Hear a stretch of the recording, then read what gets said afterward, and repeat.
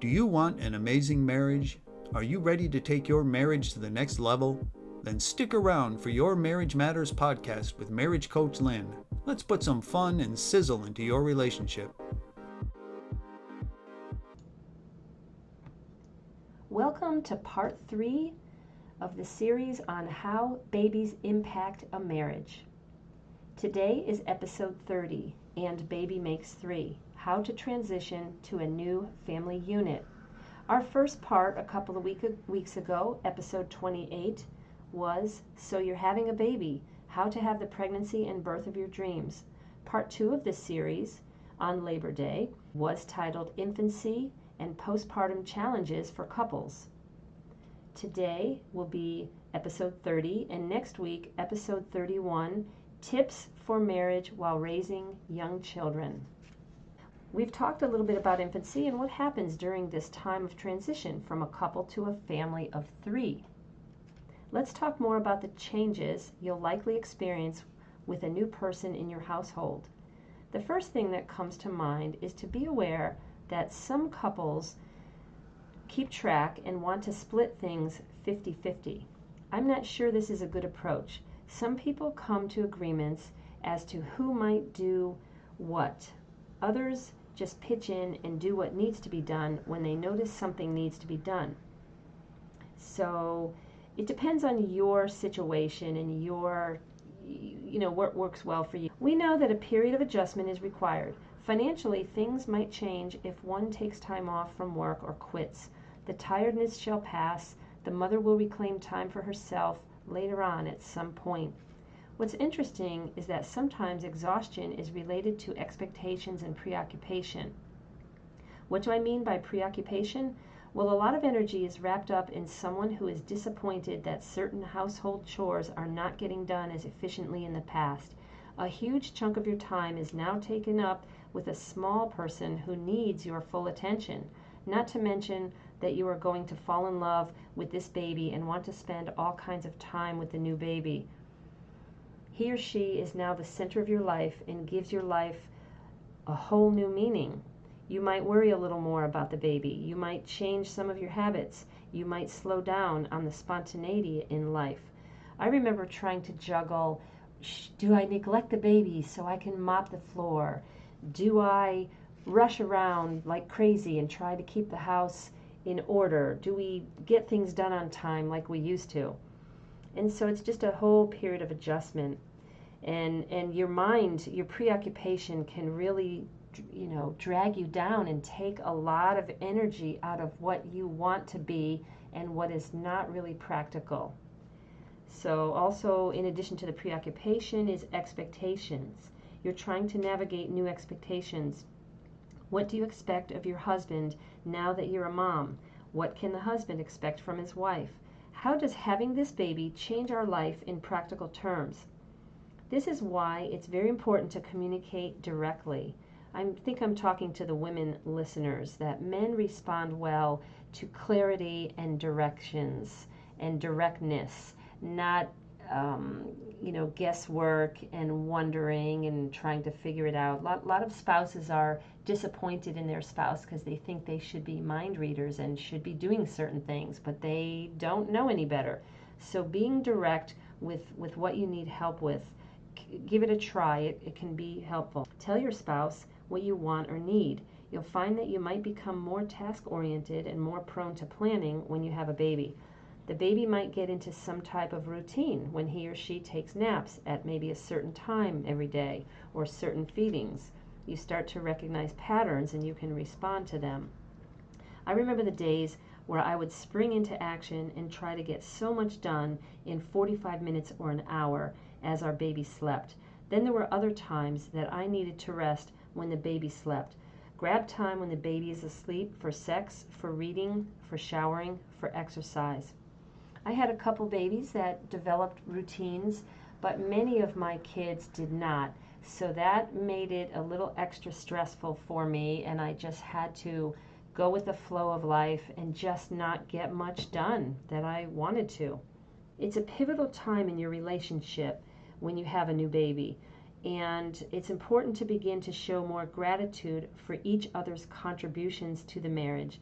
Give more compliments if you are not in the habit of doing so. Men might take on a few more chores too.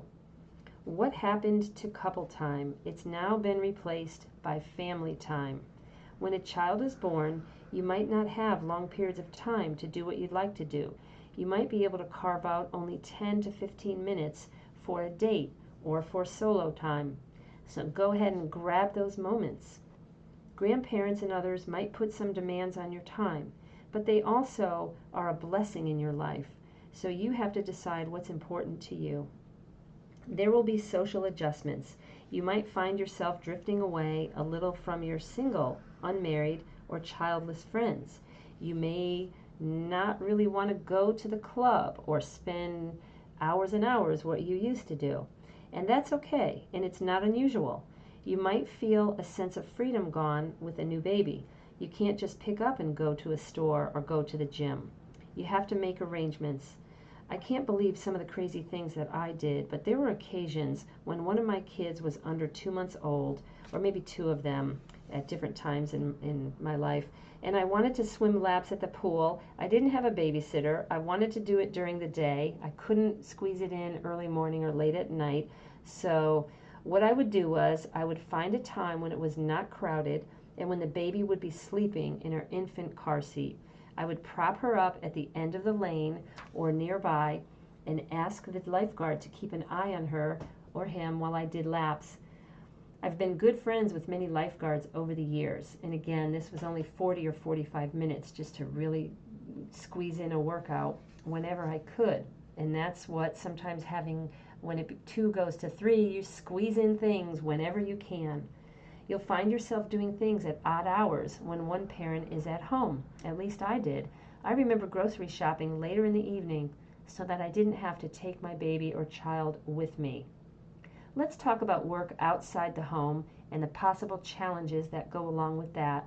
I remember working full-time with 2 young children.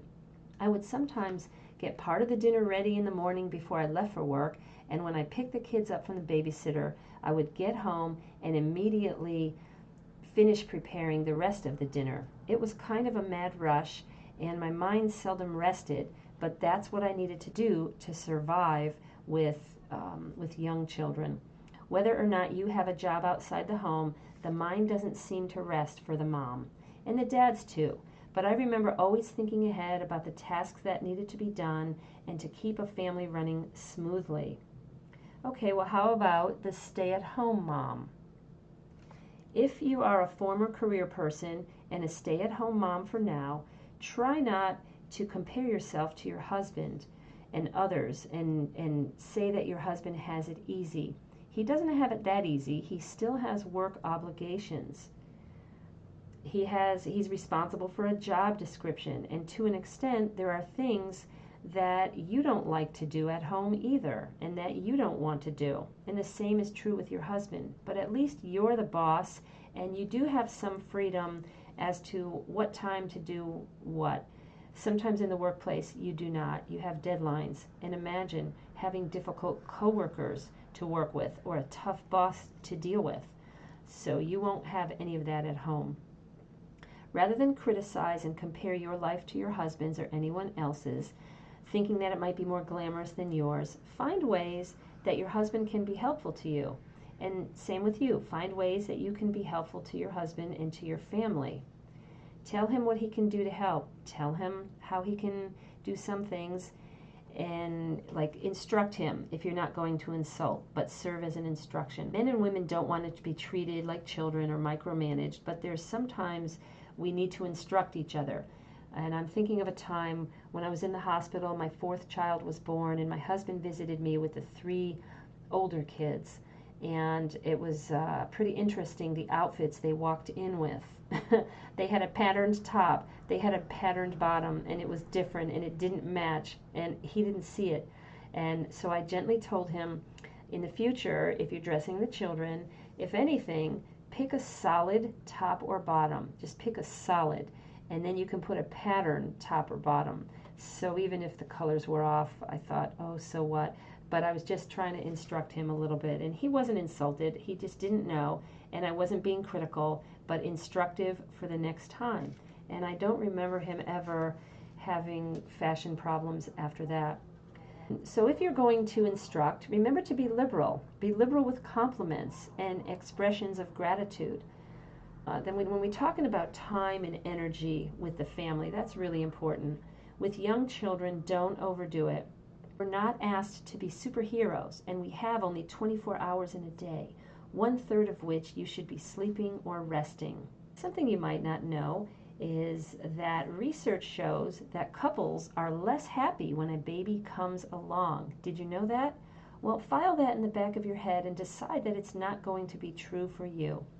Yes, you might have less self-time and less couple time. Yes, you might have less sex initially.